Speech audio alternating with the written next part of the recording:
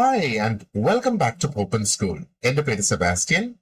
നമ്മൾ ഈ ഒരു ലെസണില് HSST സോഷ്യോളജി ടീച്ചേഴ്സിന് വേണ്ടിയിട്ട് ഈ വർഷം കേരള PSC നടത്താനിരിക്കുന്ന പരീക്ഷയുടെ ഒരു ലെസൺ ആണ് നമ്മൾ ഡിസ്കസ് ചെയ്യുന്നത്. ഇത് മോഡ്യൂൾ 1ന്റെ ഭാഗമായിട്ടാണ്. അപ്പൊ മോഡ്യൂൾ 1 സോഷ്യോളജി ദ ഡിസിപ്ലിൻ എന്നാണ് സിലബസിൽ അതിന്റെ ടൈറ്റിൽ കൊടുത്തിരിക്കുന്നത്. അതിലെ സബ് ടോപ്പിക് ആണ് 1.1 ദ എമർജൻസ് ഓഫ് സോഷ്യോളജി. ഇപ്പൊ എമർജൻസ് ഓഫ് സോഷ്യോളജിയിൽ ഒരുപാടധികം ടോപ്പിക്സ് അതിൽ വീണ്ടുമുണ്ട്. അതിലെ ലാസ്റ്റ് ടോപ്പിക് ആണ് ഇൻസ്റ്റിറ്റ്യൂഷണലൈസേഷൻ ഓഫ് സോഷ്യോളജി. അപ്പൊ ഇതില് നമുക്ക് ആ ഒരു വെസ്റ്റേൺ കോണ്ടെക്സ്റ്റും നമുക്ക് പഠിക്കേണ്ടതായിട്ടുണ്ട്, എന്നാൽ ഇന്ത്യൻ കോണ്ടെക്സ്റ്റും നമുക്ക് പഠിക്കേണ്ടതായിട്ടുണ്ട്. അപ്പൊ ഈ ഒരു ലെസണിൽ നമ്മൾ ഇന്ത്യൻ കോണ്ടെക്സ്റ്റ് ആണ് ഡിസ്കസ് ചെയ്യുന്നത്. എങ്ങനെയാണ് ആ ഒരു സോഷ്യോളജിയുടെ ഇൻസ്റ്റിറ്റ്യൂഷണലൈസേഷൻ ഇന്ത്യയിൽ നടന്നത് എന്നാണ് നമ്മൾ ഈ ഒരു ലെസണിൽ ചർച്ച ചെയ്യുന്നത്. So let's move right into the lesson. Indian കോണ്ടെക്സ്റ്റില് നമ്മൾ സോഷ്യോളജി എങ്ങനെയാണ് അത് ഒരു ഇൻസ്റ്റിറ്റ്യൂഷനായി മാറിയത്, അല്ലെങ്കിൽ ഇൻസ്റ്റിറ്റ്യൂഷണലൈസേഷൻ അതൊരു ഡിസിപ്ലിനായി മാറിയത് എന്ന് നമുക്ക് ചർച്ച ചെയ്യണമെങ്കിൽ ആ ഒരു കൊളോണിയൽ കാലഘട്ടത്തില് അതിന്റെ ഡെവലപ്മെന്റ് മുതൽ നമ്മൾ ഡിസ്കസ് ചെയ്ത് തുടങ്ങണം. അപ്പോ ആ ഒരു കൊളോണിയൽ അഡ്മിനിസ്ട്രേഷന്റെ ഭാഗമായിട്ടാണ് ശരിക്കും സോഷ്യോളജി ഇന്ത്യയിൽ ഡെവലപ്പ് ആയത് എന്ന് വേണമെങ്കിൽ നമുക്ക് പറയാം. അപ്പൊ അതിൽ നിന്ന് നമ്മൾ മനസ്സിലാക്കേണ്ട മറ്റൊരു സംഗതി എന്ന് പറയുന്നത്, സോഷ്യോളജി ഒരു പ്യോർലി അക്കാഡമിക് ഇൻട്രസ്റ്റോട് കൂടിയിട്ടുള്ള ഒരു സബ്ജക്റ്റ് ആയിട്ടല്ല ഇന്ത്യയിൽ അതിന്റെ ഡെവലപ്മെന്റ് ഉണ്ടായത്. പക്ഷേ ആ ഒരു പോസ്റ്റ് കൊളോണിയൽ ഇറയിലാണ് ശരിക്കും നമ്മൾ നോക്കുകയാണെന്നുണ്ടെങ്കിൽ അത് ഒരു അക്കാഡമിക് സബ്ജക്റ്റ് ആയിട്ട് കംപ്ലീറ്റ് ആയിട്ട് ഡെവലപ്പ് ചെയ്ത് വന്നത് എന്ന് വേണമെങ്കിൽ നമുക്ക് പറയാം. അപ്പോ ആ ഒരു കൊളോണിയൽ ഭരണത്തിന്റെ തന്നെ ഭാഗമായിട്ടാണ് ഇത് എല്ലാം ഇന്ത്യയിൽ ആരംഭിക്കുന്നത്. ഓക്കെ, അപ്പൊ നമ്മൾ നോക്കുവാണെന്നുണ്ടെങ്കിൽ എന്താ ഇതിന് മനസ്സിലാക്കേണ്ടത്? അതായത് ബ്രിട്ടീഷ് അഡ്മിനിസ്ട്രേറ്റേഴ്സ്, അതോടൊപ്പം നമുക്കറിയാം ആ ഒരു കൊളോണിയൽ കാലഘട്ടത്തിൽ ഒരുപാടധികം മിഷനറീസ് ഇന്ത്യയിൽ പ്രവർത്തിച്ചിരുന്നു, അല്ലെ? അപ്പോ ഇവർക്ക് ഇന്ത്യൻ സമൂഹത്തിനെ കുറിച്ച് അല്ലെങ്കിൽ ഇന്ത്യൻ സൊസൈറ്റിയെ കുറിച്ച് ഒരുപാട് നോളജ് ആവശ്യമായിട്ട് വന്നു. ഈ നോളജ് എന്തിനു വേണ്ടിയിട്ടാണ്?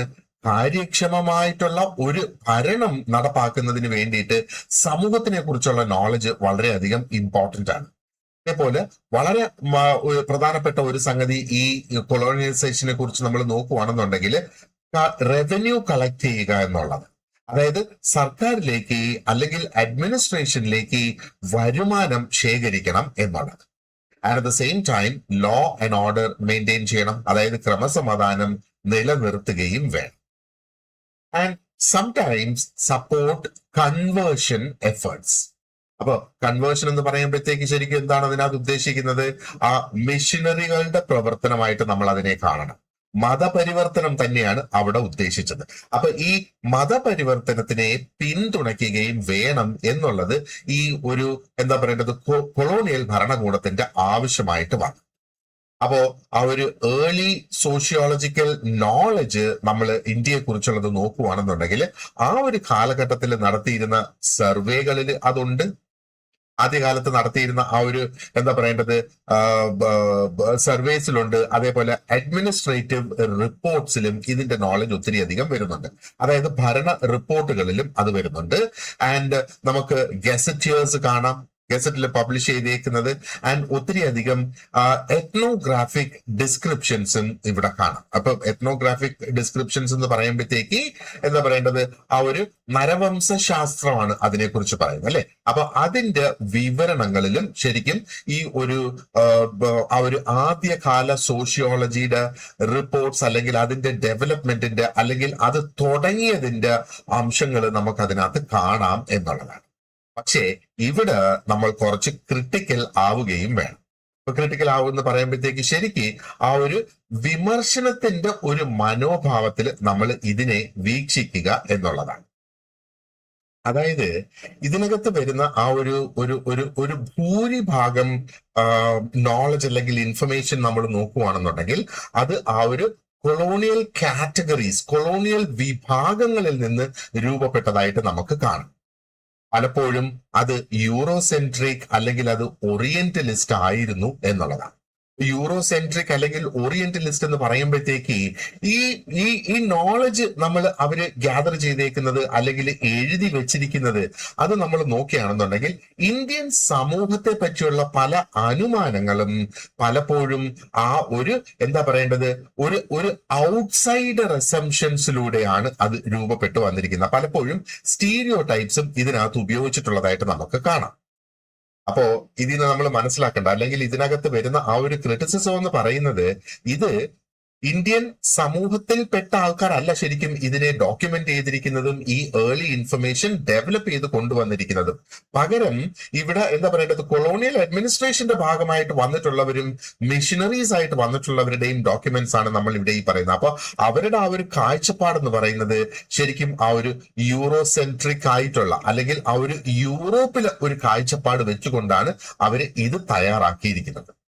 അപ്പോ അങ്ങനെ നമ്മൾ പിന്നെ അവർക്ക് ഇത് ചെയ്യുന്നതിന്റെ പിന്നിൽ ഒരു അജണ്ടയും ഉണ്ട്.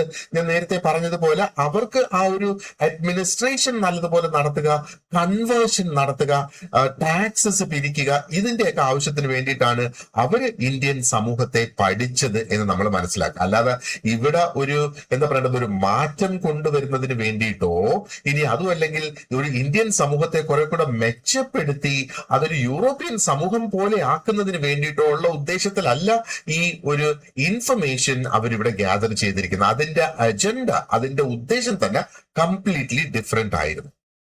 അങ്ങനെയാണെങ്കിൽ പോലും ഈ ഒരു കൊളോണിയൽ കാലഘട്ടത്തിൽ വന്നിരിക്കുന്ന ഈ ഡോക്യുമെന്റ്സ് അല്ലെങ്കിൽ ഈ ഡോക്യുമെന്റേഷൻ എന്ന് പറയുന്നത് പിന്നീട് ഒരു ഡേറ്റാബേസ് ആയിട്ട് മാറി. ആൻഡ് ഈ ഡേറ്റാബേസ് ഇന്ത്യൻ സ്കോളേഴ്സ് ഉപയോഗിക്കാനായിട്ട് തുടങ്ങി. അപ്പൊ ഇന്ത്യൻ സ്കോളേഴ്സ് ഇത് ഉപയോഗിക്കുന്ന സമയത്ത് അവരതിനെ ഒരു ഇന്ത്യൻ കാഴ്ചപ്പാടിലൂടെ, ഇന്ത്യൻ കണ്ണുകളിലൂടെ അതിനെ നോക്കി. അപ്പോ റീഇന്റർപ്രിട്ടേഷൻ ഇവിടെ ആവശ്യമായിട്ട് വന്നു. എന്താ പറയേണ്ടത്, അതിനെ വളരെ ക്രിട്ടിക്കൽ ആയിട്ട് അതിനെ വീക്ഷിക്കേണ്ട ഒരു സാഹചര്യവും ഇവിടെ വന്നു എന്നുള്ളതാണ്. ഓക്കെ, ഇനി അടുത്തത് നമുക്ക് നോക്കേണ്ടത് ആ ഒരു ഇൻഡിജീനിയസ് ഇന്ത്യൻ സൊസൈറ്റിയുടെ ഒരു എമർജൻസിനെ കുറിച്ചാണ് നമ്മൾ ഇവിടെ സ്പെസിഫിക്കലി ഒന്ന് നോക്കുന്നത്. അപ്പോ എന്താ പറയേണ്ടത്, ആ ഒരു ഒരു പ്രധാനപ്പെട്ട ഒരു ട്രാൻസിഷനെ കുറിച്ചാണ് നമ്മൾ ഇവിടെ ഈ പഠിക്കുന്നത് അല്ലെങ്കിൽ ഈ ചർച്ച ചെയ്യുന്നത്. അതാണ് ഇൻഡിജീനിയസ് സോഷ്യോളജി എന്ന് പറയുന്നത്. അപ്പൊ ഇൻഡിജീനിയസ് സോഷ്യോളജി എന്താണ്? ആ ഒരു തദ്ദേശീയ സാമൂഹ്യ ശാസ്ത്രം എന്ന് നമുക്ക് പറയാം. അപ്പൊ ഇൻഡിജീനിയസ് എന്ന് പറയുമ്പോഴത്തേക്ക് എപ്പോഴും നമ്മൾ മനസ്സിലാക്കേണ്ടത് ഏതൊരു രാജ്യത്തിന്റെ ആയിരുന്നാലും ആ ഒരു സ്ഥലത്തിന്റെ ഒറിജിനൽ ആൾക്കാരെയാണ് ഇൻഡിജീനിയസ് എന്ന് പറയുന്നത്. ഇപ്പം സ്പെസിഫിക്കലി ഓസ്ട്രേലിയൻസിനൊക്കെ അബോറിജിനൽസ് എന്നൊരു പേരിലൊക്കെ അവര് ആ ഒരു ഒറിജിനൽ ആൾക്കാരെ അറിയപ്പെടും. അപ്പൊ നമുക്കറിയാം ആ ഒരു രാജ്യത്തെ ഒറിജിനൽ ആൾക്കാരെയാണ് ശരിക്കും ഇൻഡിജീനിയസ് എന്ന് പറയുന്നത്. അപ്പൊ ഇവിടെ എങ്ങനെയാണ് ഇന്ത്യൻ സോഷ്യോളജിസ്റ്റുകള് they started to take ownership of the discipline. അതായത് ഇന്ത്യയിൽ സോഷ്യോളജി ഡെവലപ്പ് ആകുന്നതിന്റെ ആ ഒരു ഉത്തരവാദിത്വം അല്ലെങ്കിൽ ആ ഒരു ഓണർഷിപ്പ് ഇന്ത്യൻ സോഷ്യോളജിസ്റ്റുകൾ ഏറ്റെടുത്തു എന്നുള്ളതാണ്. ആൻഡ് അവര് ആ ഒരു വെസ്റ്റേൺ ചിന്താഗതിയെ തന്നെ അതിനെ ഒന്ന് റീഷേപ്പ് ചെയ്ത് ഇന്ത്യൻ സോഷ്യൽ റിയാലിറ്റീസുമായിട്ട് മാച്ച് ചെയ്യത്തക്ക രീതിയിൽ അതിനെ മാറ്റിയെടുത്തു എന്നുള്ളത്. ഇതിന്റെ പിന്നിൽ ആ ഒരു കാലഘട്ടത്തിൽ പ്രവർത്തിച്ച വ്യക്തികൾ നമ്മൾ നോക്കുകയാണെന്നുണ്ടെങ്കിൽ വി ഹാവ് GS ഘുറിയെ, അതേപോലെ DP Mukherjee, and we also have Iravati Karve. ഈ 3 പേരുകളാണ് പ്രധാനമായിട്ട് എന്താ പറയുക നമ്മൾ ഓർത്തിരിക്കേണ്ടത് ആ ഒരു സോഷ്യോളജിയുടെ ഇന്ത്യൻ കോണ്ടെക്സ്റ്റിലുള്ള ഡെവലപ്മെന്റ്. അപ്പോ ഘുറിയയാണ്, അതായത് ഈ GS ഘുറിയയാണ് നമ്മൾ ഈ എന്താ പറയേണ്ടത് ആ ഒരു ഫൗണ്ടേഷണൽ ഫിഗർ അല്ലെങ്കിൽ പ്രധാനപ്പെട്ട അല്ലെങ്കിൽ ആദ്യം ആ ഒരു ഇന്ത്യൻ സോഷ്യോളജിയുടെ പിന്നിൽ പ്രവർത്തിച്ച ഒരു വ്യക്തി എന്നുള്ള നിലയിൽ. അപ്പൊ ഇന്ത്യൻ സോഷ്യോളജിയുടെ ഫൗണ്ടർ ആരാണ് എന്നൊരു ചോദ്യം വരുവാണെന്നുണ്ടെങ്കിൽ the answer is GS Ghurye എന്നുള്ളതാണ്. ആൻഡ് അദ്ദേഹത്തിന്റെ പ്രവർത്തനങ്ങൾ എന്ന് പറയുന്നത് was very strongly associated with establishing academic sociology traditions and focusing. അപ്പൊ അദ്ദേഹത്തിന്റെ ഒരു ഏരിയ അല്ലെങ്കിൽ ആ ഒരു പ്രധാനപ്പെട്ട ഒരു ഉദ്ദേശം എന്ന് പറയുന്നത് ഒരു അക്കാഡമിക് സോഷ്യോളജി, അതിനെ ഒരു സബ്ജക്റ്റ് ആയിട്ട് ഡെവലപ്പ് ചെയ്തെടുക്കുക. അപ്പൊ അതിനൊരു സബ്ജക്റ്റ് ആയിട്ട് ഡെവലപ്പ് ചെയ്തെടുക്കുക എന്ന് പറഞ്ഞാൽ നമ്മൾ ആദ്യത്തെ ക്ലാസ്സിൽ ഡിസ്കസ് ചെയ്തതുപോലെ ശരിക്കും ഇതിനെ എന്താ അവിടെ ചെയ്യുന്നത്, ഇൻസ്റ്റിറ്റ്യൂഷണലൈസേഷൻ അല്ലെ. അപ്പൊ ഇൻസ്റ്റിറ്റ്യൂഷണലൈസേഷൻ ഓഫ് സോഷ്യോളജി എന്ന് പറയുമ്പോൾ അതിനെ ഒരു അക്കാഡമിക് സബ്ജക്റ്റ് ആക്കി അതിന് സ്വന്തമായിട്ട് നിലനിൽക്കത്തക്ക രീതിയിൽ മറ്റ് സയൻസസിൽ ഡിപ്പെൻഡ് ചെയ്യാതെ, നമുക്കറിയാം ഒരു കാലഘട്ടത്തിൽ ഒന്നുകിൽ സൈക്കോളജിയുടെ ഒരു ഭാഗമായിരുന്നു ഈ സോഷ്യോളജി എന്ന് വേണമെങ്കിൽ നമുക്ക് പറയാം അല്ലെ. അപ്പൊ സൈക്കോളജിയുടെ ഭാഗമായിട്ട് നിൽക്കാതെ സൈക്കോളജി എങ്ങനെയാണോ തനിയെ നിൽക്കുന്നത് അതേപോലെ ഒരു ഇൻഡിപെൻഡന്റ് സബ്ജക്റ്റ് ആയിട്ട് മാറ്റിക്കൊണ്ടുവരിക എന്നുള്ളതാണ്. അപ്പോ ആ ഒരു എന്താ പറയേണ്ടത്, ഇതിനകത്ത് അദ്ദേഹം ഫോക്കസ് ചെയ്തിരുന്നു. അപ്പൊ ഇതിനെ ഒരു ഇൻഡിപെൻഡന്റ് സബ്ജക്റ്റ് ആക്കണമെങ്കിൽ അതിന് സബ്ജക്ട് മാറ്റർ വേണം. അപ്പൊ എന്തൊക്കെയായിരുന്നു ഇന്ത്യൻ കോണ്ടെക്സ്റ്റിൽ ഫോക്കസ് ചെയ്തത്? ഒന്ന് കാസ്റ്റ് ഫോക്കസ് ചെയ്തിരുന്നു. കാസ്റ്റ് എന്ന് പറയുമ്പോഴത്തേക്ക് ജാതി കേന്ദ്രീകരിച്ചുകൊണ്ട് അല്ലെ. രണ്ടാമതൊന്ന് ട്രൈബ് ഫോക്കസ് ചെയ്തിരുന്നു. ഇപ്പൊ ട്രൈബ് എന്ന് പറയുമ്പോഴത്തേക്ക് ഗോത്രങ്ങൾ പല ഗോത്രങ്ങളുണ്ട് അല്ലെ ഇന്ത്യയിൽ. അപ്പൊ ആ ഗോത്രങ്ങളിൽ ഫോക്കസ് ചെയ്തിരുന്നു എന്നുള്ളതാണ്. അതേപോലെ ഇന്ത്യൻ സോഷ്യൽ ഇൻസ്റ്റിറ്റ്യൂഷൻസ് എന്ന് പറയുമ്പോഴത്തേക്ക് സാമൂഹിക സ്ഥാപനങ്ങളാണ് സോഷ്യൽ ഇൻസ്റ്റിറ്റ്യൂഷൻസ് എന്ന് പറയുന്നത്. അപ്പൊ സോഷ്യൽ ഇൻസ്റ്റിറ്റ്യൂഷൻസ് എന്തൊക്കെയാണ് സോഷ്യോളജിയുടെ കോണ്ടെക്സ്റ്റിൽ എന്നുള്ളത് അതും നമ്മൾ ആദ്യത്തെയും രണ്ടാമത്തെയും ഒക്കെ ലെസണിലായിട്ട് നമ്മൾ ചർച്ച ചെയ്തിട്ടുണ്ട്. ഇപ്പൊ ഇൻസ്റ്റിറ്റ്യൂഷൻ, റിലിജൻ ഒരു ഇൻസ്റ്റിറ്റ്യൂഷൻ ആണ്, ലോ ഒരു ഇൻസ്റ്റിറ്റ്യൂഷൻ ആണ്, സ്മോളസ്റ്റ് ഇൻസ്റ്റിറ്റ്യൂഷൻ ഏറ്റവും ചെറിയ ഇൻസ്റ്റിറ്റ്യൂഷൻ സോഷ്യോളജിയുടെ കോണ്ടെക്സ്റ്റിൽ ഒരു ഫാമിലി എന്ന ആ ഒരു യൂണിറ്റ് ആണ് ഏറ്റവും ചെറിയ ഇൻസ്റ്റിറ്റ്യൂഷൻ. ഓക്കെ, അപ്പൊ ഇതേപോലെ ഇൻസ്റ്റിറ്റ്യൂഷൻസിനെയും ആ ഒരു ട്രൈബ്സിനെയും കാസ്റ്റും അടിസ്ഥാനപ്പെടുത്തിക്കൊണ്ട് തന്നെയാണ് ഈ പഠനങ്ങൾ തുടങ്ങിയത് എന്ന് മനസ്സിലാക്കുക. സോഷ്യോളജി കൊണ്ട് ഉദ്ദേശിക്കുന്നത് എന്താണ്? സൊസൈറ്റിയുടെ ഉന്നമനം.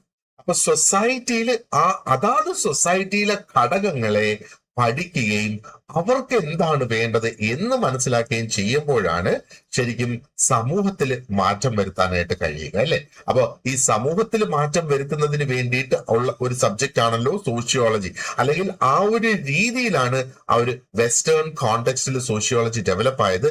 അപ്പൊ അത് ഇന്ത്യൻ കോണ്ടെക്സ്റ്റിൽ അപ്ലൈ ചെയ്യണമെങ്കിൽ ഇന്ത്യൻ സമൂഹത്തില് ഏറ്റവും ഒരു മുന്തിയ രീതിയിൽ നിലനിൽക്കുന്നതാണ് ഈ ജാതി, ഗോത്രം ആൻഡ് ഇന്ത്യൻ സോഷ്യൽ ഇൻസ്റ്റിറ്റ്യൂഷൻസ് എന്നുള്ളത്. ഓക്കെ, അപ്പൊ അത്രയും ആ ഒരു ബേസിക് ഐഡിയ അതിൻ്റെത് നമ്മളൊന്ന് മനസ്സിലാക്കി വെക്കുക. ഇനി നമ്മൾ DP മുഖർജിയുടെ കാര്യം നോക്കുകയാണെന്നുണ്ടെങ്കിൽ മുഖർജിയുടെ പ്രധാനപ്പെട്ട ആ ഒരു പോയിന്റ് അല്ലെങ്കിൽ അദ്ദേഹത്തിന്റെ ആർഗ്യുമെന്റ് എന്ന് പറയുന്നത് sociology rooted in India's historical and cultural context എന്നുള്ളത്. അപ്പൊ ഇവിടെ പറയുന്നത് ഇന്ത്യയുടെ ആ ഒരു ഹിസ്റ്റോറിക്കൽ ആയിട്ടുള്ള, അതായത് ചരിത്രപരമായിട്ടുള്ള, ആൻഡ് കൾച്ചറൽ എന്ന് പറയുമ്പോഴത്തേക്ക് എന്താ, സാംസ്കാരികമായിട്ടുള്ള. നോക്ക്, നമ്മുടെ സംസ്കാരം എന്ന് പറയുന്നത് അല്ലെങ്കിൽ നമ്മുടെ ഹിസ്റ്ററി എന്ന് പറയുന്നത് ഒരിക്കലും ആ ഒരു വെസ്റ്റേൺ കൾച്ചർ അല്ല, അല്ലെങ്കിൽ ആ ഒരു വെസ്റ്റേൺ ഹിസ്റ്ററിയും അല്ല. നമുക്കതുമായിട്ട് താരതമ്യം പോലും ചെയ്യാൻ കഴിയില്ല. അത്ര വ്യത്യസ്തമായിട്ടുള്ള ഒരു ഹിസ്റ്ററിയാണ് ഇന്ത്യൻ ഹിസ്റ്ററി എന്ന് പറയുന്നത് അല്ലെ. അപ്പോ ഈ ഒരു ചരിത്രപരവും അതേപോലെ സാംസ്കാരികപരവുമായിട്ടുള്ള ആ ഒരു പശ്ചാത്തലം കണക്കിലെടുക്കണം എന്നുള്ളതാണ്. അപ്പൊ സോഷ്യോളജി നമുക്ക് ആ ഒരു ഇന്ത്യൻ കോണ്ടെക്സ്റ്റിൽ ആ സോഷ്യോളജി കൊണ്ടുവരണമെങ്കിൽ ഈ രണ്ട് ഘടകങ്ങളും അതിൽ ഉൾപ്പെടുത്തണം എന്ന വ്യത്യസ്തമായ ഒരു പോയിന്റ് ആണ് DP മുഖർജി, അല്ലെങ്കിൽ ആ ഒരു ആശയമാണ് അദ്ദേഹം മുമ്പോട്ട് വെച്ചത്. അപ്പൊ അദ്ദേഹത്തിന്റെ പ്രധാന പോയിന്റ് അദ്ദേഹം ഇവിടെ പറയുന്നതെന്ന് പറയുന്നത്, you cannot simply import western categories and apply dum blindly. അതായത് ആ ഒരു വെസ്റ്റേൺ കാറ്റഗറി, സമൂഹത്തിന്റെ കാറ്റഗറീസ്, വെസ്റ്റേൺ കാറ്റഗറീസിനെ നമുക്ക് വെറുതെ ഇങ്ങോട്ട് കൊണ്ടുവന്ന് അതിനെ അതേപോലെ എടുത്ത് ഇന്ത്യൻ സൊസൈറ്റിയിൽ അപ്ലൈ ചെയ്യാനായിട്ട് സാധിക്കില്ല എന്നുള്ളതാണ്. അതിനകത്ത് മാറ്റങ്ങൾ വരുത്തണം. മാറ്റങ്ങൾ വരുത്തി അത് ഇന്ത്യൻ സമൂഹത്തിന് തന്നെ സൂട്ടബിൾ ആയിട്ടുള്ള ആ ഒരു രീതിയിൽ മാറ്റി അത് കൊണ്ടുവരണം എന്നുള്ളതാണ്. അപ്പൊ നമ്മുടെ ആ ഒരു തനതായ സിവിലൈസേഷനിൽ നിന്നുകൊണ്ട് തന്നെ അത് വേണം എന്നുള്ളത്. അപ്പൊ വാട്ട് ഈ സെഡ് ഇസ്, സൊസൈറ്റിയെ നമുക്ക് മനസ്സിലാക്കാനാണെന്നുണ്ടെങ്കിൽ it should be understood from its own civilisational experience. മനസ്സിലായില്ലേ? അതായത് ആ ഒരു സമൂഹത്തിന്റെ തന്നെ സ്വന്തം സാംസ്കാരികതയ്ക്ക് ഉള്ളിൽ നിന്നുകൊണ്ട് തന്നെ വേണം അതിനെ മനസ്സിലാക്കാനായിട്ട്, ആ ഒരു സമൂഹത്തെ മനസ്സിലാക്കണമെങ്കിൽ. നമുക്ക് മറ്റൊരു സമൂഹത്തുമായിട്ട് കമ്പയർ ചെയ്ത് എടുത്തു വെച്ച് നമുക്ക് നോക്കാനായിട്ട് കഴിയില്ല. കാരണം എന്താണ്? നോംസ് ഡിഫറെന്റ് ആണ്, ട്രഡിഷൻസ് ഡിഫറെന്റ് ആണ്. അപ്പൊ ആ ഒരു നോംസും ട്രഡിഷൻസും ഇവിടെ മാച്ച് ആയില്ല എങ്കിൽ ഒരിക്കലും അതിന്റെ ആ ഒരു പഠനം തന്നെ ശരിയാവില്ല എന്നാണ്. ഇനി ഹാർവേയുടെ കോൺട്രിബ്യൂഷൻ നമ്മൾ നോക്കുകയാണെന്നുണ്ടെങ്കിൽ അദ്ദേഹം ഇവിടെ മുമ്പോട്ട് വെച്ച ആ ഒരു പോയിന്റ് എന്ന് പറയുന്നത് was to focus on kinship, caste, family and ethnographic ആയിട്ടുള്ള ഒരു ഓറിയന്റേഷനെ കുറിച്ചും അദ്ദേഹം ഇവിടെ പറയുന്നു അല്ലെ. അപ്പോ ഇവിടെ കിൻഷിപ്പ് എന്ന് പറയുമ്പോഴത്തേക്ക് ആ ഒരു ബന്ധുത്വം എന്ന് വേണമെങ്കിൽ നമുക്ക് പറയാം, ബന്ധുക്കൾ എങ്ങനെ ആ ഒരു അതാണ് കിൻഷിപ്പ് എന്ന് പറയുന്നത് അല്ലെ. കിൻഷിപ്പ്, അതേപോലെ ജാതി, അതല്ലേ കാസ്റ്റ് എന്ന് പറയുന്നത്, ആൻഡ് കുടുംബം അത് തന്നെയാണ് ഫാമിലി എന്ന് പറയുന്നത്. അപ്പം ഇവിടെ ശരിക്കും അദ്ദേഹം ചെയ്തിരിക്കുന്നത് എന്ന് പറയുന്നത് he has used an approach that blends sociology and social anthropology. സോഷ്യോളജിയും സോഷ്യൽ ആന്ത്രോപോളജിയും ഒന്ന് ബ്ലെൻഡ് ചെയ്ത് അതിനെ എന്താ പറയേണ്ടത്, ഒരു മിക്സ് ആക്കി അതിനെ ഒരു സ്മൂത്ത് ആയിട്ട് ഉള്ള ഒരു പെർഫോമൻസ് അവിടെ കൊണ്ടുവന്നു എന്നുള്ളതാണ്. അപ്പൊ ആന്ത്രോപോളജി ഇവിടെ എങ്ങനെയാണ് ഇമ്പോർട്ടന്റ് ആയിട്ട് വരുന്നത്?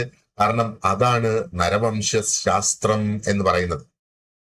ആ ഒരു വംശത്തെ അടിസ്ഥാനപ്പെടുത്തിക്കൊണ്ടുള്ള ഒരു ശാസ്ത്രം തന്നെയാണ് അല്ലേ ആന്ത്രോപോളജി എന്ന് പറയുന്നത്. So it actually makes sense. അതും കൂടെ ഉണ്ടെങ്കിലാണ് നമുക്ക് ആ ഒരു സോഷ്യോളജി ഇന്നത്തെ നിലയിൽ നോക്കി, ഈ ഒരു ട്രാൻസിഷൻ ഒക്കെ നടന്നിട്ടാണ് ഇന്നത്തെ നിലയിലെ സോഷ്യോളജി നമ്മൾ കാണുന്നത്. ആൻഡ് ഇന്ന് സോഷ്യോളജി ഫോക്കസ് ചെയ്യുന്നതും നമ്മൾ ഈ ഗുറിയുടെയും മുഖർജിയുടെയും കാർവേയുടെയും ഒക്കെ ആ കോൺസെപ്റ്റ്സിനെ ബേസ് ചെയ്ത് തന്നെയാണ് ഇന്ന് സോഷ്യോളജി മുമ്പോട്ട് പോകുന്നതായിട്ട് നമുക്ക് കാണാം. അപ്പോ അങ്ങനെ നമ്മൾ നോക്കുമ്പോൾ ആ ഒരു ഇന്ത്യൻ സമൂഹശാസ്ത്രം എന്ന് പറയുന്നത് ശരിക്കും എന്താ പറയേണ്ടത്, അത് ആ ഒരു കൊളോണിയൽ കാലഘട്ടത്തിൽ നമ്മൾ നേടിയെടുത്തിട്ടുള്ള നോളജ് അല്ലെങ്കിൽ അതിന്റെ ആ ഒരു എന്താ പറയേണ്ടത് വിജ്ഞാനം അല്ലെ, അതിൽ നിന്ന് മാറി ആ ഒരു ഇന്ത്യയെ തന്നെ എന്താ പറയേണ്ടത് ഇന്ത്യയുടെ ഒറിജിനൽ ആയിട്ടുള്ള ആ ഒരു നോളജ് പ്രൊഡക്ഷനിലേക്ക് അത് മാറി. ആ ഒരു കൊളോണിയൽ നോളജ് പ്രൊഡക്ഷനിൽ നിന്ന് ഒരു ഇന്ത്യൻ കോണ്ടെക്സ്റ്റിലുള്ള ഒരു നോളജ് പ്രൊഡക്ഷൻ ആയിട്ട് മാറി. So it actually reflects A discipline that studies India critically and systematically അല്ലെ. അപ്പൊ ശാസ്ത്രീയമായിട്ട് അതിനെ എന്താ പറയേണ്ടത് പഠിക്കുന്ന ഒന്നായിട്ട് മാറ്റിയെടുക്കാനായിട്ട് സാധിച്ചു എന്നുള്ളതാണ്. സോ ഇതിൽ നിന്ന് തന്നെ നമുക്ക് ആ ഒരു ബേസിക് ഐഡിയ നമുക്ക് അതിനകത്ത് ലഭിക്കുന്നത്. അപ്പൊ കഴിഞ്ഞ ആ ഒരു ഇതിന്റെ കഴിഞ്ഞ പാർട്സ് എന്ന് പറയുന്ന 4 പാർട്സ് നമുക്ക് അവിടെയുണ്ട്. അപ്പൊ അതിനകത്ത് ആ മൂന്നാമത്തെയും 4ാമത്തെയും പാർട്ടുകളിൽ സ്പെസിഫിക്കലി നമ്മൾ ആ ഒരു വെസ്റ്റേൺ രീതിയിലുള്ള ഒരു ഇൻസ്റ്റിറ്റ്യൂഷണലൈസേഷനെ കുറിച്ചാണ് പഠിച്ചത്. അപ്പൊ ഇതൊക്കെ തന്നെ ഏകദേശം ഇതൊക്കെ തന്നെ നമ്മളവിടെ ഡിസ്കസ് ചെയ്തത്. പക്ഷേ we could not apply the western context directly into the Indian context എന്നുള്ള, കാരണം കോണ്ടെക്സ്റ്റ് വളരെ അധികം വ്യത്യാസപ്പെട്ട് കിടക്കുന്ന ഒരു സാഹചര്യമായിട്ട് ഇവിടെ നമുക്ക് കാണാം.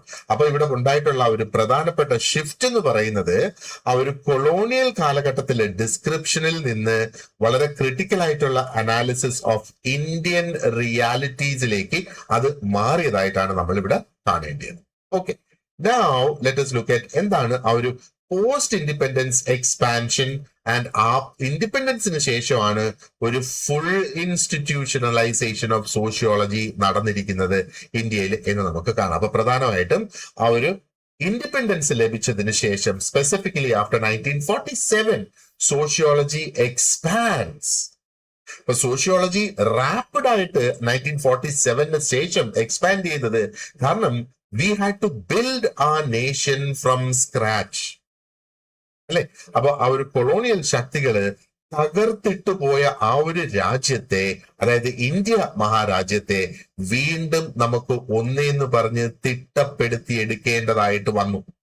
അപ്പോ ഈ ഇൻഡിപെൻഡൻസിന് ശേഷം ഉള്ള ആ ഒരു പുതിയ ഇന്ത്യക്ക് ഒരുപാടധികം നോളജ് ആവശ്യമായിട്ട് വന്ന് for planning and development of the nation. പലതരത്തിലുള്ള ആസൂത്രണം ചെയ്യണം, നേഷൻ വികസിപ്പിക്കണം അല്ലെ, ആ ഒരു ഡെവലപ്മെന്റ് അവിടെ ഉണ്ടാകണം. അപ്പൊ അതിന്റെ ഭാഗമായിട്ട് നമുക്ക് എന്തൊക്കെ ഇവിടെ ചെയ്യേണ്ടതായിട്ട് വരും? ലാൻഡ് റിഫോംസ് കൊണ്ടുവരണം, ഭൂപരിഷ്കരണം എന്ന് നമ്മൾ പറയുന്നത്. അതേപോലെ റൂറൽ ഡെവലപ്മെന്റ് ഇവിടെ സാധൂകരിക്കണം. കാരണം ആ ഒരു കാലഘട്ടത്തില് V only had rural India. നമുക്കൊരു റൂറൽ ഇന്ത്യയുടെ കോൺസെപ്റ്റ് മാത്രമാണ് ആ ഒരു സമയത്ത് നിലനിൽക്കുന്നത്. ഒരു ഏർബൺ ഇന്ത്യ എന്ന് പറയുന്നത് വളരെ ചെറിയ സ്ഥലങ്ങളിൽ ആയിട്ട് അത് ലിമിറ്റഡ് ആയിരുന്നു എന്നുള്ളത് നമ്മൾ മനസ്സിലാക്കുക. അപ്പൊ ഗ്രാമങ്ങളാണ് ഇന്ത്യയുടെ ആ ഒരു ഹൃദയം എന്ന് പറയുന്നത്. അപ്പൊ ഗ്രാമവികസനം, റൂറൽ ഡെവലപ്മെന്റിന് വേണ്ടിയിട്ട് നമുക്ക് പോളിസീസ് ഉണ്ടാക്കണം, പ്ലാൻ ചെയ്യണം, നമുക്ക് ഡെവലപ്മെന്റിന് വേണ്ടിയിട്ട് ഒത്തിരി അധികം പദ്ധതികൾ കൊണ്ടുവരേണ്ടതായിട്ടുണ്ട്. അതേപോലെ ട്രൈബ്സ് എന്ന് പറയുന്നത്, ഗോത്രവർഗങ്ങൾ എന്ന് പറയുന്നത് വളരെ ഇമ്പോർട്ടന്റ് ആയിട്ടുള്ള ഒരു സംഗതിയാണ് അല്ലെ. അപ്പോ ആ ഒരു ട്രൈബ്സിനുള്ള ആ ഒരു ഡെവലപ്മെന്റ് നമുക്ക് ഇവിടെ കൊണ്ടുവരണം. അപ്പൊ റൂറൽ ഡെവലപ്മെന്റ്, അതായത് ഗ്രാമവികസനം, പിന്നെ വിദ്യാഭ്യാസം. അപ്പൊ ആ ഒരു കാലഘട്ടത്തിൽ അല്ലെങ്കിൽ ആ ഒരു കൊളോണിയൽ കാലഘട്ടത്തിൽ നമുക്കറിയാം ഇന്ത്യൻ വിദ്യാഭ്യാസം എന്ന് പറയുമ്പോഴത്തേക്ക് അത് ആ ഒരു ബ്രിട്ടീഷ് അവരുടെ അല്ലെങ്കിൽ ബ്രിട്ടീഷുകാര് അവരുടെ ഓഫീസുകളുടെ അഡ്മിനിസ്ട്രേഷന് വേണ്ടി ക്ലർക്കന്മാരെ സൃഷ്ടിക്കുക എന്നുള്ള ഉദ്ദേശത്തിലെ ഒരു വിദ്യാഭ്യാസം മാത്രമായിരുന്നു ഇവിടെ കൊടുത്തിരുന്നത്. അതും എല്ലാ ജനതയ്ക്കും ആ വിദ്യാഭ്യാസം നേടാനുള്ള അവകാശം പോലും ഇല്ലായിരുന്നു. വളരെ സ്വാധീനമുള്ള കുടുംബത്തിലെ കുട്ടികൾക്ക് മാത്രമായിരുന്നു അന്ന് ആ ഒരു വിദ്യാഭ്യാസം നേടാനുള്ള ഒരു അവകാശം. നോക്ക്, അപ്പൊ ഇവിടെ ഡ്രാസ്റ്റിക് ആയിട്ടുള്ള ഒരു ചേഞ്ച് നമുക്ക് വേണ്ടതായിട്ടുണ്ട് എഡ്യൂക്കേഷനെ സംബന്ധിച്ചിടത്തോളം. ഒരു ഹെൽത്ത് സെക്ടർ അല്ലെങ്കിൽ ആ ഒരു ആരോഗ്യ മേഖല എന്ന് പറയുന്നത് ഓൾമോസ്റ്റ് നില്ലായിരുന്നു എന്ന് വേണമെങ്കിൽ നമുക്ക് പറയാം. ഇല്ലായിരുന്നു ആരോഗ്യ മേഖല എന്ന് പറയുന്ന ഒരു സംഗതി ആ ഒരു കാലഘട്ടത്തിൽ നമ്മൾ നോക്കുകയാണെങ്കിൽ. അപ്പോ ആ ഒരു എന്താ പറയേണ്ടത്, ഹെൽത്ത് സെക്ടറിന്റെ ഡെവലപ്മെന്റ് ആവശ്യമാണ്. അപ്പൊ ഹെൽത്ത് സെക്ടറിന്റെ ഡെവലപ്മെന്റ് ആവശ്യമാണ് എന്ന് പറഞ്ഞാല് രാജ്യത്ത് എന്താണ് ഹെൽത്ത് ഇഷ്യൂസ്, സമൂഹത്തിൽ എന്താണ് ഹെൽത്തിന്റെ പ്രോബ്ലംസ് എന്നുള്ളത് മനസ്സിലാക്കിയിട്ട് അതിനെയല്ലേ നമ്മൾ അഡ്രസ് ചെയ്യേണ്ടതായിട്ടുള്ളത്. ആൻഡ് എങ്ങനെയാണ് നമുക്ക് ആ ഒരു സാമൂഹിക മാറ്റം അല്ലെങ്കിൽ സോഷ്യൽ ചേഞ്ച് ഇവിടെ കൊണ്ടുവരേണ്ടതായിട്ടുണ്ട്. സമൂഹത്തിൽ മാറ്റങ്ങൾ കൊണ്ടുവരണം. നമുക്ക് ഒത്തിരി അധികം കാസ്റ്റ് അടിസ്ഥാനപ്പെടുത്തിയിട്ടുള്ള ഇനിക്വാളിറ്റീസ് ഉണ്ടായിരുന്നു അല്ലെ. ഇപ്പൊ ജാതിയെ അടിസ്ഥാനപ്പെടുത്തിയിട്ടുള്ള അസമത്വങ്ങൾ അല്ലെങ്കിൽ അതാണ് ഇനിക്വാളിറ്റീസ് എന്ന് നമ്മൾ പറയുന്നത്. ഗോത്രവർഗങ്ങളിൽപ്പെട്ട ആൾക്കാരുടെ ആ ഒരു ക്ഷേമം നോക്കേണ്ടതായിട്ട് വന്ന്. And we also had to do a lot of urbanisation, നഗരവൽക്കരണം നമുക്ക് ആവശ്യമായിരുന്നു. അപ്പൊ ഇതിന്റെ ഒക്കെ നമ്മൾ നോക്കുവാണെന്നുണ്ടെങ്കിൽ നോക്ക്, ഇന്ന് ഞാൻ ഈ പറഞ്ഞ സംഗതികളൊക്കെ അതിന്റെ ഡെവലപ്മെന്റിന് വേണ്ടിയിട്ട് എന്തെങ്കിലും ചെയ്യണമെങ്കിൽ ഏത് ഡിസിപ്ലിനിലാണ് നമ്മൾ അതിന്റെ ഇൻഫർമേഷന് വേണ്ടിയിട്ട് അതിന്റെ പ്ലാനിങ്ങിന് വേണ്ടിയിട്ട് തിരയുക? ഡെഫിനറ്റ്ലി സോഷ്യോളജിയുടെ പിന്നാലെയാണ് നമ്മൾ പോവുക. അതിൽ നിന്നാണ് നമ്മൾ ഇൻസൈറ്റ്സ് എടുത്ത് നോളജ് എടുത്ത് നമ്മൾ ആ ഒരു ഡെവലപ്മെന്റ് പ്ലാനിങ് തന്നെ കൊണ്ടുവരുന്നത് എന്നല്ലേ. ഇനി ഇത് ഒരു ഡിസിപ്ലിൻ എന്ന് പറയുമ്പോഴത്തേക്ക് ഇത് കോളേജുകളിൽ യൂണിവേഴ്സിറ്റികളിൽ പഠിപ്പിക്കണം. അപ്പോ യൂണിവേഴ്സിറ്റിയിൽ ഈ സോഷ്യോളജിക്കുള്ള departments started growing across India. Sociology മറ്റ് സബ്ജക്റ്റുകൾ പോലെ ഒരു റെഗുലർ സബ്ജക്റ്റ് ആയി മാറി. അതിന് ഒരു കരിക്കുലം ഉണ്ടായി, അതിന് പരീക്ഷകൾ നടക്കാൻ തുടങ്ങി, ആൻഡ് അതിൽ ഒത്തിരി അധികം റിസർച്ചും ട്രെയിനിങ്ങും നടക്കാനായിട്ട് തുടങ്ങി. സോഷ്യോളജിയുടെ കാര്യത്തിൽ റിസർച്ച് ഇൻസ്റ്റിറ്റ്യൂഷൻസ് സ്ഥാപിക്കപ്പെട്ടു. അപ്പോ അങ്ങനെ നോക്കുമ്പോഴത്തേക്ക് എന്താ പറയേണ്ടത്, ഈ റിസർച്ച് ഇൻസ്റ്റിറ്റ്യൂഷൻസിന് കൊടുക്കുന്ന ആ ഒരു അലോട്ട്മെന്റ് ഫണ്ടിങ് അത് ഒരു ലാർജ് സ്കെയിൽ സ്റ്റഡീസിന് തന്നെ പോസിബിലിറ്റികൾ തുറന്നു എന്നുള്ളതാണ്. ആൻഡ് എന്തിനു വേറെ പറയുന്നത്, സോഷ്യോളജിയുടെ ആ ഒരു ഡെവലപ്മെന്റിന്റെ ഭാഗമായിട്ട് സോഷ്യോളജിയുടെ ഉള്ളിൽ നിൽക്കത്തക്ക രീതിയിലുള്ള ഒരുപാടധികം സബ് ഫീൽഡുകൾ ഇവിടെ ഡെവലപ്പ് ആയതായിട്ട് നമുക്ക് കാണാം. അപ്പൊ റൂറൽ സോഷ്യോളജി വന്നു. റൂറൽ സോഷ്യോളജി ആ ഒരു ഗ്രാമങ്ങളെയാണ് പഠിക്കുന്നത്, വില്ലേജസിനെയാണ് പഠിക്കുന്നത്. അതേപോലെ നമുക്കറിയാം നമ്മുടെ വില്ലേജസ് എന്ന് പറയുമ്പോഴത്തേക്ക് ഒരു അഗ്രേറിയൻ കൾച്ചറാണ് നമുക്കുണ്ടായിരുന്നത്.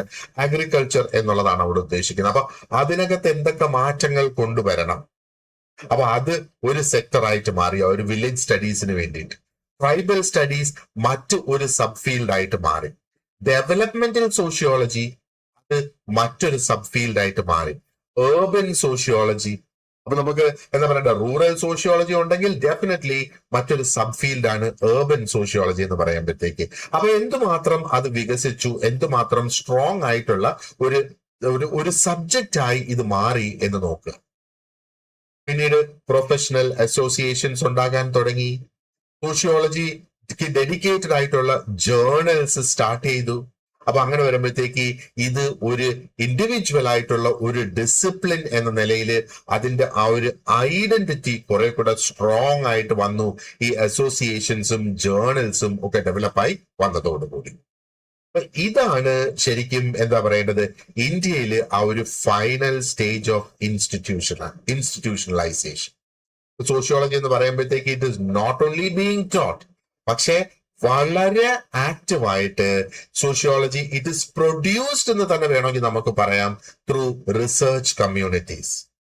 സോ ഒത്തിരിയധികം അഡ്വാൻസ്ഡ് ആയിട്ടുള്ള ഒരു സബ്ജക്റ്റ് ആയിട്ട് മാറി നമ്മുടെ ഇന്ത്യൻ കോണ്ടെക്സ്റ്റിൽ നമ്മൾ സോഷ്യോളജിയെ നോക്കുകയാണെങ്കിൽ. എന്നാൽ ഇതൊക്കെ നടന്നിട്ടുണ്ടെങ്കിലും എപ്പോഴും ഒരു ഒരു ഒരു ഒരു ഡിസിപ്ലിന് അതിൻ്റെതായ ചാലഞ്ചസ് ഉണ്ട് ആ ഒരു ഇൻസ്റ്റിറ്റ്യൂഷണലൈസേഷനിൽ. അപ്പം സോഷ്യോളജിയും അതിൽ നിന്ന് ഒരു എക്സെപ്ഷൻ അല്ല. സോഷ്യോളജിക്കും എന്താ പറയേണ്ടത്, ഇൻസ്റ്റിറ്റ്യൂഷണലൈസേഷന്റെ ഭാഗമായിട്ട് ഒരുപാട് അധികം ചാലഞ്ചസ് ഉണ്ടായി. അപ്പൊ അത് നമുക്ക് സെഗ്രിഗേറ്റ് ചെയ്ത് ആ ഒരു വെസ്റ്റിൽ എന്തായിരുന്നു ചാലഞ്ചസ്, ഇന്ത്യയിൽ എന്താണ് ചാലഞ്ചസ്, എന്താണ് അതിന്റെ ആ ഒരു ഓൺ ഗോയിങ് ഡിബേറ്റ് എന്നുള്ളത് കൂടെ നമുക്ക് ക്വിക്ക് ആയിട്ടൊന്ന് നോക്കാം. അപ്പോ നമ്മൾ ആദ്യം ഒന്ന് മനസ്സിലാക്കുക, ഇൻസ്റ്റിറ്റ്യൂഷണലൈസേഷൻ എന്ന് പറയുമ്പോഴത്തേക്ക് അതിന്റെ പിന്നില്, ആ ഒരു സബ്ജക്റ്റിന്റെ പിന്നില് നടന്നുകൊണ്ടിരിക്കുന്ന ഡിബേറ്റ്സ് അല്ലെങ്കിൽ ഡയലോഗ്സ് അല്ലെങ്കിൽ അതിന്റെ ചർച്ചകൾ എന്ന് പറയുന്നത് എന്താ പറയണ്ടേ, അത് അവസാനിക്കുന്നില്ല, പകരം അത് തുടർന്നുകൊണ്ടേയിരിക്കുകയാണ്. പക്ഷേ ആ ചർച്ചകള് ഈ ഇൻസ്റ്റിറ്റ്യൂഷണലൈസേഷൻ നടക്കുന്നതോടുകൂടി കുറെ അധികം ഫോർമൽ ആയിട്ടുള്ള ചർച്ചകളായി മാറി എന്ന് വേണമെങ്കിൽ നമുക്ക് പറയാം. അപ്പൊ അതിന് ഒരു ഒരു ഒരു ഫോർമലൈസേഷൻ കിട്ടി, ഒരു ഔപചാരിക എന്താ പറയേണ്ടത്, ഔപചാരികമായിട്ടുള്ള ഒരു ഒരു ചർച്ച എന്ന രീതിയിലേക്ക് അത് വളർന്നു എന്നുള്ളത്. ഇനി ആ ഒരു വെസ്റ്റേൺ സമൂഹത്തിൽ നമ്മൾ നോക്കുകയാണെന്നുണ്ടെങ്കിൽ സോഷ്യോളജിയുടെ ഒരു ടെൻഷൻ എന്ന് പറയുന്നത് is between positivist approaches and interpretative sociology എന്ന് പറയുന്നത്. അപ്പൊ എന്താണ് ഈ പോസിറ്റീവ് അപ്രോച്ച് എന്ന് പറയുന്നത്? പോസിറ്റീവ് അപ്രോച്ചിൽ പറയുന്നത് എന്താണ്, സോഷ്യോളജി ഒരു നാച്ചുറൽ സയൻസ് പോലെ സൊസൈറ്റിയെ പഠിക്കുക എന്നുള്ളത്.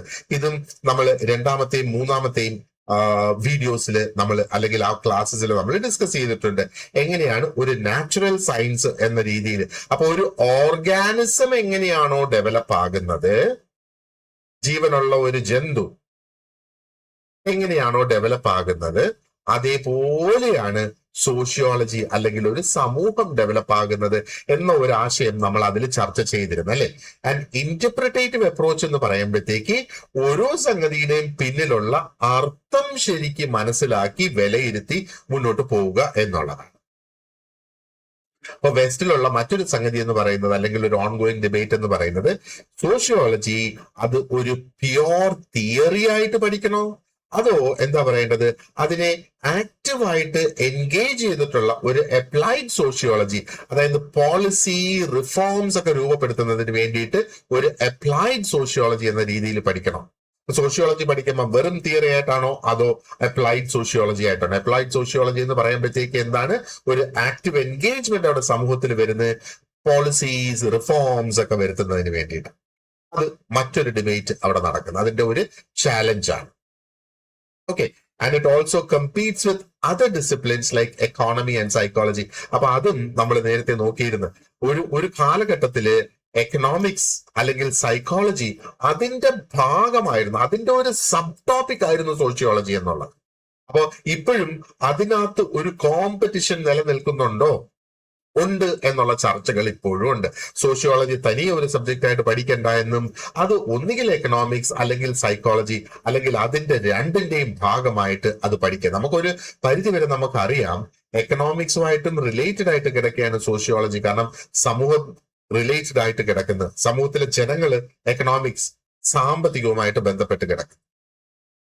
അതേപോലെ തന്നെ സൈക്കോളജി ആ മനുഷ്യന്റെ ചിന്താഗതി, മനുഷ്യന്റെ പ്രവർത്തനങ്ങള്, അതൊക്കെ തന്നെയാണല്ലോ ഒരു സമൂഹത്തെ രൂപപ്പെടുത്തിയെടുക്കുന്നത്. അപ്പൊ അങ്ങനെ വരുമ്പോഴത്തേക്ക് ഇത് എക്കണോമിക്സിന്റെ ഭാഗമാകണോ ഇത് സൈക്കോളജിയുടെ ഭാഗമാകണോ എന്നുള്ള ഒരു ഡിബേറ്റ്, ഇതാണ് ആ ഒരു വെസ്റ്റിൽ നമ്മൾ നോക്കുകയാണെന്നുണ്ടെങ്കിൽ.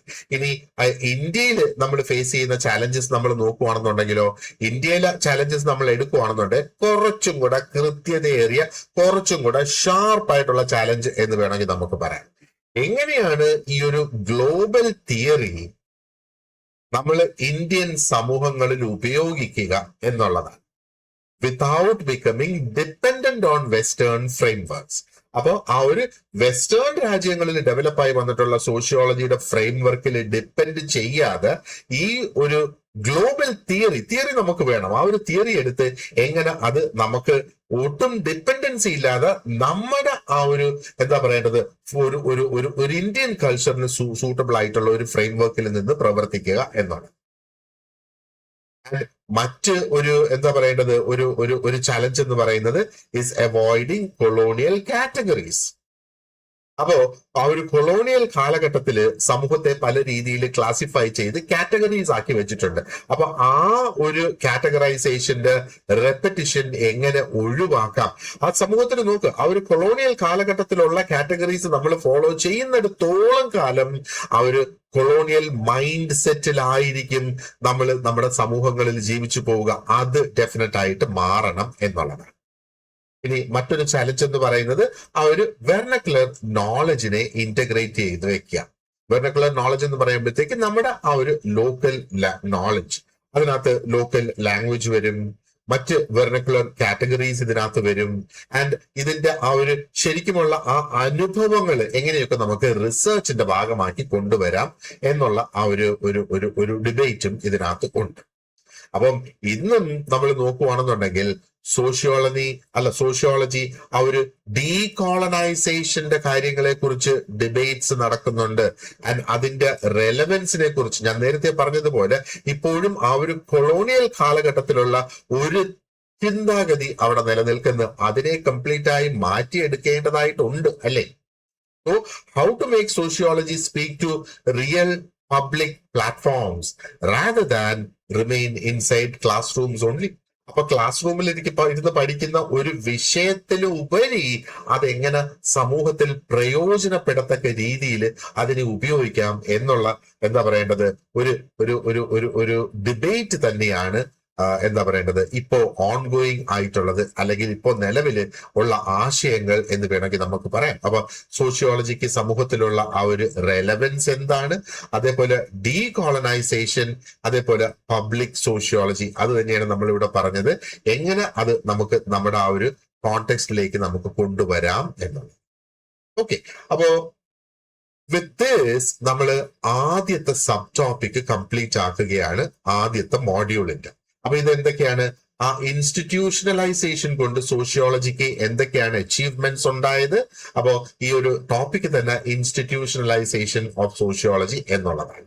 സോഷ്യോളജി ഒരു അക്കാഡമിക് ഡിസിപ്ലിൻ ആയിട്ട് മാറുക എന്നുള്ളത്. അപ്പൊ ഇവിടെ ഈ ഇൻസ്റ്റിറ്റ്യൂഷണലൈസേഷൻ കൊണ്ട് സോഷ്യോളജിക്ക് എന്താണ് ബെനിഫിറ്റ് ഉണ്ടായെന്ന് ചോദിക്കുകയാണെന്നുണ്ടെങ്കിൽ അത് ലെജിറ്റിമേറ്റ് ആയി, അതിന് ഒരു കണ്ടിന്യൂറ്റി വന്നു. ആൻഡ് സോഷ്യോളജിക്ക് തനതായ ഒരു പ്രൊഫഷണൽ ഐഡന്റിറ്റി ലഭിച്ചു എന്നുള്ളത്. ഈ കണ്ടിന്യൂറ്റി എങ്ങനെയാണ് ഉറപ്പുവരുത്തുന്നത്? കണ്ടിന്യൂസ് ആയിട്ടുള്ള റിസർച്ചിലൂടെയും പഠനങ്ങളിലൂടെയാണ് ആ ഒരു കണ്ടിന്യൂറ്റി ഉറപ്പുവരുത്തുന്നത്, അല്ലെ? ആൻഡ് മറ്റൊരു സംഗതി എന്താണ്? റിസർച്ച് മെത്തേഡ്സ്, സോഷ്യോളജിക്ക് തനതായ റിസർച്ച് മെത്തേഡ്സ് ഡെവലപ്പായി. അതേപോലെ ആ ഒരു പിയർ റിവ്യൂ കൾച്ചറും ഇവിടെ ഡെവലപ്പായി. അപ്പൊ ഇത് നമ്മൾ ഓൾറെഡി ഡിസ്കസ് ചെയ്താണ്.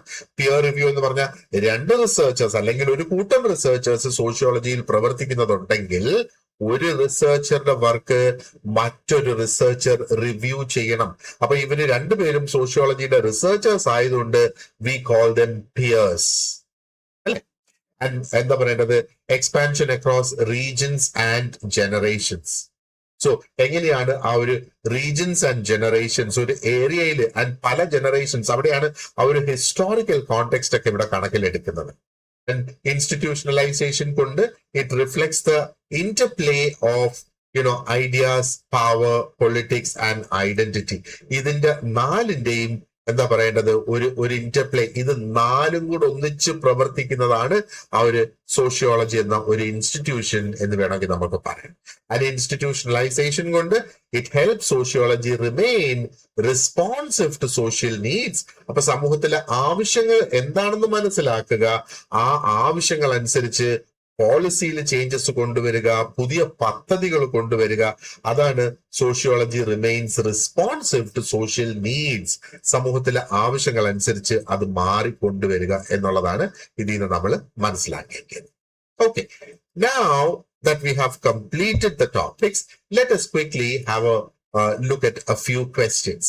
അപ്പൊ എങ്ങനെയൊക്കെയാണ് അല്ലെങ്കിൽ ഇതേ രീതിയിലാണ് PSC നമ്മളടുത്ത് ചോദ്യങ്ങൾ ചോദിക്കാനുള്ള ആ ഒരു സാധ്യത. അപ്പോ ആദ്യത്തെ ചോദ്യം നോക്കിയേ. Institutionalization of sociology refers to.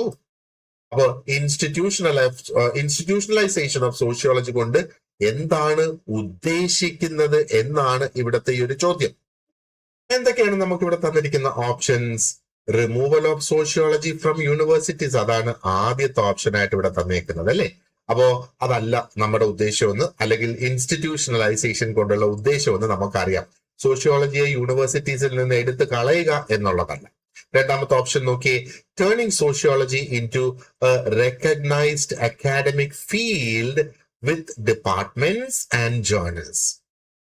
അതാണ് ഇതിന്റെ ഏറ്റവും അപ്രോപ്രിയേറ്റ് ആയിട്ടുള്ള ഉത്തരം. സോഷ്യോളജിയുടെ ഇൻസ്റ്റിറ്റ്യൂഷണലൈസേഷൻ എന്ന് പറഞ്ഞാൽ അതിനെ ഒരു അംഗീകരിക്കപ്പെട്ട ഒരു അക്കാഡമിക് ഫീൽഡ് ആക്കി മാറ്റുക എന്നുള്ളതാണ്. Okay, let's move on to the next one. രണ്ടാമത്തെ ചോദ്യം ഇതാണ്. Durkheim's key contribution to institutionalizing sociology in France was mainly through. അപ്പൊ ഫ്രാൻസിൽ നമുക്കറിയാം പ്രവർത്തിച്ച വ്യക്തി ഡർക്കെയിമാണ്. അപ്പൊ ഡർക്കെയിമിന്റെ കീ കോൺട്രിബ്യൂഷൻസ് എന്തായിരുന്നു എന്നുള്ളതാണ്. അത് ഈ ലെസണിലല്ല നമ്മൾ ചർച്ച ചെയ്തത്. അത് നമ്മൾ രണ്ടാമത്തെ പാർട്ടിലാണ് അത് ചർച്ച ചെയ്തിരിക്കുന്നത്. അപ്പോ ഡർക്കെയിം ശരിക്കും എന്താണ് ചെയ്തത്? അദ്ദേഹം സോഷ്യോളജിയെ ഒരു ഡിസ്റ്റിങ്ക്റ്റ് ആയിട്ടുള്ള ഒരു സയൻസ്, അപ്പൊ സോഷ്യൽ ഫാക്ടുകൾ കാണിക്കുന്ന ഒരു ഡിസ്റ്റിങ്ക്റ്റ് സയൻസ് ആയിട്ടാണ് സോഷ്യോളജിയെ ഡർക്കെയിം ഡിഫൈൻ ചെയ്തത്. അതിനെ എങ്ങനെയാണ് ബലപ്പെടുത്തി കൊണ്ടുവന്നത്? Through teaching it and systematic empirical സ്റ്റഡീസിലൂടെ. എംപിറിക്കൽ സ്റ്റഡീസ് എന്ന് പറയുമ്പോഴത്തേക്ക് സയന്റിഫിക് സ്റ്റഡീസ് എന്നുള്ളത് തന്നെയാണ്. So here again the correct answer is option B. So what he did was establishing sociology's distinct subject matter. സോഷ്യോളജിതരായിട്ടുള്ള സബ്ജക്ട് മാറ്റർ എന്താണ് അദ്ദേഹം subject matter ആയിട്ട് പറഞ്ഞത്? സോഷ്യൽ ഫാക്ടുകൾ ആയിരിക്കണം ഇതിന്റെ സബ്ജക്ട് മാറ്റർ എന്നുള്ളത്. ആൻഡ് സിസ്റ്റമാറ്റിക് ആയിട്ടുള്ള സ്റ്റഡീസ്, റിസർച്ച് പോലെയുള്ള സംഗതികൾ പ്രൊമോട്ട് ചെയ്തു എന്നുള്ളത്. മൂന്നാമത്തെ ചോദ്യം നമ്മൾ നോക്കുകയാണെന്നുണ്ടെങ്കിൽ, it is a central concept used by Durkheim to define sociology subject matter was. ഇപ്പൊ സോഷ്യോളജിയുടെ സബ്ജക്ട് മാറ്റർ കഴിഞ്ഞ ചോദ്യത്തിൽ ഞാൻ അതിന്റെ ഉത്തരം പറഞ്ഞിട്ടുണ്ട് ഓൾറെഡി അല്ലെ. ഇപ്പൊ സോഷ്യോളജിയുടെ സബ്ജക്ട് മാറ്റർ എന്തായിരിക്കണം എന്നാണ് ഡർക്കെയിം പറഞ്ഞിരിക്കുന്നത്? ഓപ്ഷൻ എ, സോഷ്യൽ ഫാക്ടുകളായിരിക്കണം എന്നാണ് അദ്ദേഹം പറഞ്ഞിരിക്കുന്നത്. റൈറ്റ്. ഇനി നാലാമത്തെ ചോദ്യം നമ്മൾ നോക്കുകയാണെന്നുണ്ടെങ്കിൽ ജർമ്മൻ സോഷ്യോളജിയെ കുറിച്ചാണ്. സോ ജർമ്മൻ സോഷ്യോളജിയിൽ എങ്ങനെയായിരുന്നു എന്നുള്ളത്. അപ്പൊ German sociology became especially known for. എന്തിനു വേണ്ടിയിട്ടാണ് ജർമ്മൻ സോഷ്യോളജി അറിയപ്പെട്ടിരുന്നത് എന്നുള്ളത്? അപ്പൊ ജർമ്മൻ സോഷ്യോളജിയുടെ പിന്നിൽ പ്രവർത്തിച്ച വ്യക്തികളാണ് ഒന്ന് വെബർ, മറ്റൊന്ന് സിമ്മൽ അല്ലെ. അപ്പൊ അവരെന്താണ് സോഷ്യോളജിയെ കുറെ കൂടെ ഡീപ്പാക്കി എടുത്തു. അവര് ഇന്റർപ്രിറ്റേറ്റീവ് മെത്തേഡ് അവിടെ ഇൻട്രൊഡ്യൂസ് ചെയ്തു എന്നുള്ളതാണ്. അതോടൊപ്പം തന്നെ analysis of rationalisation, bureaucracy, religion, capitalism, അതിനെ അനലൈസ് ചെയ്തു എന്നുള്ളതാണ്. റാഷണലൈസേഷനും ബ്യൂറോക്രസിയും റിലിജനും ക്യാപിറ്റലിസത്തിനെയും ആ ഒരു രീതിയിലാണ് അവര് ജർമ്മനിയിൽ പഠിച്ചത്. അപ്പൊ ജർമ്മനിയിൽ എന്തായിരുന്നു അതിന്റെ ആ ഒരു പ്രധാനപ്പെട്ട ഒരു കോൺട്രിബ്യൂഷൻ എന്ന് പറയുവാണെന്നുണ്ടെങ്കിൽ again it is option B. Methodological debates കൊണ്ടുവന്നു, like verstehen and analysis of rationalisation. ഈ വേർസ്റ്റഗൻ എന്ന് പറയുന്നതാണ് ഇന്റർപ്രിറ്റേറ്റീവ് മെത്തേഡ്. അത് ജർമ്മൻ ലാംഗ്വേജിലെ ഒരു വേർഡ് ആണ് എന്നുള്ളതാണ്. ആൻഡ് അടുത്തത് question number 5. A major reason sociology grew differently in Germany was. അപ്പൊ എന്തുകൊണ്ടാണ് ജർമ്മനിയിൽ? നമുക്കറിയാം ഇപ്പൊ ജർമ്മനിയിൽ അത് ഓൾറെഡി ഒരു ഡിഫറൻസ് അവിടെ വന്നത് നമ്മൾ ഈ ക്വസ്റ്റ്യൻസ് ഡിസ്കസ് ചെയ്തത് നമുക്ക് മനസ്സിലായി അല്ലെ. അപ്പൊ ജർമ്മനി കുറെ കൂടെ സ്ലോവർ ആയിട്ടാണ് ഒരു സെപ്പറേറ്റ് ആയിട്ടുള്ള സോഷ്യോളജി ഡിപ്പാർട്ട്മെന്റ്സ് ഡെവലപ്പ് ചെയ്ത് കൊണ്ടുവന്നത്. മറ്റു രാജ്യങ്ങളിൽ അത് കുറെ കൂടെ ഫാസ്റ്റ് ആയിട്ട് വന്നുവെങ്കിൽ ജർമ്മനിയിൽ it was really very slow. Sociology ഇവിടെ പലപ്പോഴും ഡെവലപ്പ് ആയത് എക്കണോമിക്സും ഫിലോസഫിയുടെയും ഉള്ളിൽ, അല്ലെങ്കിൽ അതിന്റെ ഉള്ളില് ഒരു സബ് ഏരിയ ആയിട്ടാണ് സോഷ്യോളജി ഡെവലപ്പ് ആയത്. പക്ഷേ ഇന്റലക്ച്വലി അതിന് ഒത്തിരി അധികം അഡ്വാൻസ്മെന്റ് ഉണ്ടായി എന്നുള്ളത്. അപ്പൊ ഈ അഞ്ചാമത്തെ ചോദ്യത്തിനും ഓപ്ഷൻ ബി തന്നെയാണ് അതിന്റെ കറക്റ്റ് ഉത്തരം. അതായത് sociology developed largely within economics and philosophy faculties. അപ്പൊ ഇവിടെ ഫാക്കൽറ്റീസ് എന്ന് ഉദ്ദേശിക്കുന്നത് ടീച്ചേഴ്സ് അല്ല, ഫാക്കൽറ്റീസ് എന്ന് ഉദ്ദേശിക്കുന്നത് ഫിലോസഫി ഒരു സബ്ജക്ട് എന്ന നിലയിലും എക്കണോമിക്സ് ഒരു സബ്ജക്ട് എന്ന നിലയിലും ആണ് ഇവിടെ ഉദ്ദേശിക്കുക. അപ്പൊ അങ്ങനെയാണ് ആ ഒരു ഡിഫറൻസ് ജർമ്മനിയിൽ അത് ഇറ്റ് വാസ് എ സബ്ജക്ട് എന്ന് വേണമെങ്കിൽ നമുക്ക് പറയാം. ഇനി ആറാമത്തെ ചോദ്യം നമുക്ക് ബ്രിട്ടീഷ് റിലേറ്റഡ് ആയിട്ടുള്ളതാണ്. In England sociology gained institutional strength notably through.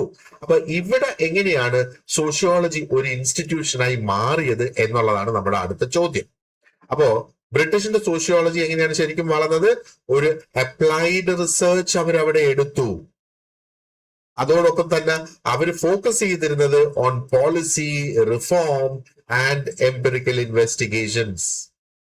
നമുക്കറിയാം ഇന്ത്യൻ സമൂഹത്തില് അല്ലെങ്കിൽ ഇന്ത്യയെ കോളനി ആക്കി വെച്ചിരുന്നത് ബ്രിട്ടീഷാണ് ദീർഘകാലം. അപ്പൊ ഇന്ത്യൻ സമൂഹത്തിൽ തന്നെ അവര് ഇത് നടത്തിയിട്ടുണ്ട്. എന്തിനു വേണ്ടിയിട്ടാണ്? അവര് ഇന്ത്യനെ ഭരിക്കുന്നതിന് വേണ്ടിയിട്ടുള്ള പോളിസീസ് പ്രധാനമായിട്ട് ഉണ്ടാക്കുന്നതിന് വേണ്ടിയിട്ട്. So here again option A is the right answer. The London school of economics and policy oriented research. അപ്പൊ ഈ രണ്ട് കാര്യങ്ങൾ, ലണ്ടൻ സ്കൂൾ ഓഫ് എക്കണോമിക്സ് ആണ് LSE, അതേപോലെ പോളിസി ഓറിയന്റഡ് റിസർച്ച്. അപ്പൊ പോളിസീസിൽ മാറ്റം വരുത്തുന്നതിന് വേണ്ടി ഉള്ള റിസർച്ച്, ഇത് രണ്ടുമാണ് ഈ സോഷ്യോളജിയെ ഒരു ഇൻസ്റ്റിറ്റ്യൂഷനിലേക്ക് നയിക്കുന്ന സാഹചര്യങ്ങൾ ഇംഗ്ലണ്ടിൽ ഉണ്ടായി. ഇനി ഏഴാമത്തെ ചോദ്യം ഇതാണ്. In colonial India early sociological knowledge was closely linked to. Colonial ഇന്ത്യയിൽ അപ്പൊ നമ്മൾ ഈ ഒരു ലെസണിൽ തന്നെ അത് ചർച്ച ചെയ്തതേ ഉള്ളൂ. Option A, you are right, option A തന്നെ അതിന്റെ correct answer. Administrative and missionary needs ആയിരുന്നു ഇവിടെ ഉണ്ടായിരുന്നത്, അല്ലെ? Now question number 8, എട്ടാമത്തെ നമ്മൾ നോക്കുകയാണെന്നുണ്ടെങ്കിൽ which scholar is widely associated with founding and strengthening academic sociology in Bombay അല്ലെങ്കിൽ India's early sociology tradition? അപ്പൊ ഏത് സ്കോളർ എന്നുള്ളതാണ് ഇവിടെ ചോദ്യം. നമ്പർ 8 നമുക്കറിയാം ഓപ്ഷൻ എ GS ഗുറിയെ തന്നെയാണ്. So because he is the key foundational figure, ഏറ്റവും പ്രധാനം ഫൗണ്ടർ എന്ന് തന്നെ വേണമെങ്കിൽ നമുക്ക് പറയാം, ഫാദർ ഓഫ് ഇന്ത്യൻ സോഷ്യോളജി എന്ന് തന്നെ വേണമെങ്കിലും ഒരു പരിധി വരെ നമുക്ക് പറയാവുന്നതാണ്. ഇനി question number 9. A key feature of post-independence institutionalization of sociology in India was. അപ്പോ ഒരു കീ ഫീച്ചർ എന്തായിരുന്നു ആ പോസ്റ്റ് ഇൻഡിപെൻഡൻസ് ഇൻസ്റ്റിറ്റ്യൂഷണലൈസേഷൻ ഓഫ് സോഷ്യോളജിയുടേത്? Look at option B, expansion due to nation building and development planning needs. Development ആവശ്യമായിട്ട് വന്ന് അപ്പൊ അതിനു വേണ്ടിയിട്ട് പ്ലാൻ ചെയ്യുക, അതേപോലെ നേഷൻ ബിൽഡിംഗ് ആവശ്യമായിട്ട് വന്ന് അപ്പോ അതിനു വേണ്ടിയുള്ള കാര്യങ്ങൾ ചെയ്യുക. അപ്പോ അതായിരുന്നു പോസ്റ്റ് ഇൻഡിപെൻഡൻസ് ഇന്ത്യയുടെ സോഷ്യോളജിയുടെ ഒരു പ്രധാന ഏരിയ, അല്ലെങ്കിൽ ദ ഓൺലി ഏരിയ എന്ന് മനസ്സിലാക്കുക. പിന്നീട് മറ്റ് ഏരിയാസ് അവിടെ വന്നിട്ടുണ്ട്. Now let's look at question number 10. One continuing challenge for sociology in India is. ഇന്ത്യയിലെ ഒരു കണ്ടിന്യൂസ് ആയിട്ടുള്ള ഒരു ചാലഞ്ച് എന്താണ്? Option A, avoiding all field work and data. അത് ശരിയല്ല. നമുക്ക് ആവശ്യമായിട്ടുണ്ടായിരുന്നത് ഓപ്ഷൻ ബിയിലാണ് കിടക്കുന്നത്. We had to balance western theories with indigenous realities and decolonising the categories. അപ്പൊ ആ ഒരു കോളനി ആയിട്ടിരുന്ന സമയത്തുണ്ടായിരുന്ന കാറ്റഗറീസിനെ ഡീകോളനൈസ് ചെയ്ത് നമ്മുടെ രാജ്യത്തിന് സൂട്ടബിൾ ആയിട്ടുള്ള കാറ്റഗറീസ് കൊണ്ടുവരിക. അതേപോലെ തന്നെ ഇൻഡിജിനസ് ആ ഒരു ഒറിജിനൽ ആൾക്കാരുടെ ആ ഒരു റിയാലിറ്റീസ് അവിടെ കണക്കിലെടുക്കുക. എന്നാൽ നമുക്ക് വെസ്റ്റേൺ തിയറീസ് ആണ് ഇവിടെ കൊണ്ടുവന്നിട്ട് ഇന്ത്യൻ കോണ്ടെക്സ്റ്റിൽ നമുക്ക് അപ്ലൈ ചെയ്ത് ഉപയോഗിച്ച് ആ ഒരു മാറ്റം വരുത്തേണ്ടതായിട്ടുള്ളത്. Okay, right. അപ്പൊ 10 ചോദ്യങ്ങൾ നമ്മൾ ഇവിടെ ഡിസ്കസ് ചെയ്തിട്ടുണ്ട്. അപ്പൊ നിങ്ങൾക്ക് തരുന്ന നോട്ട്സിനോടൊപ്പം ഇതിൽ കൂടുതൽ ചോദ്യങ്ങൾ കൊടുത്തിട്ടുണ്ട്. ഓൾമോസ്റ്റ് ഓരോ കീ പോയിന്റും ഒരു ക്വസ്റ്റ്യൻ ആക്കി കൺവേർട്ട് ചെയ്ത് ആ ഒരു PSC സ്റ്റൈലിൽ മൾട്ടിപ്പിൾ ചോയ്സ് ക്വസ്റ്റ്യൻസ് ആക്കി തന്നെയാണ് അവിടെ കൊടുത്തിട്ടുള്ളത്. അപ്പൊ ഈ ഒരു ലെസൺ നിങ്ങൾ കംപ്ലീറ്റ് ആക്കിയതിനു ശേഷം ആ ക്വസ്റ്റ്യൻസ് എടുത്ത് ഒന്ന് വർക്ക്ഔട്ട് ചെയ്യാം. ആ ക്വസ്റ്റ്യൻസ് വർക്ക്ഔട്ട് ചെയ്യുമ്പോൾ നിങ്ങൾക്ക് അതിനകത്ത് ഇപ്പം 20 ചോദ്യങ്ങൾ ഉണ്ടെങ്കിൽ 10 കറക്റ്റ് കിട്ടുക പോട്ടെ, ഒരു 11 മിനിമം കറക്റ്റ് കിട്ടുകയാണെങ്കിൽ move on to the next lesson.